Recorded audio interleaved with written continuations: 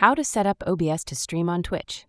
Hey guys, in today's video, I'm going to show you how to set up OBS Studio to stream on Twitch. So make sure to watch this video till the end, and let's get started.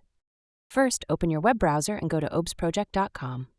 Download and install OBS Studio on your computer. Once installed, launch OBS Studio and go to Settings in the bottom right corner. Now click on the Stream tab and click on this as your streaming service. Next, open your Twitch account in a web browser.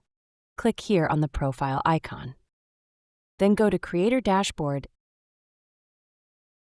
and find your stream key. Under Settings, then tap on Stream. Copy the stream key,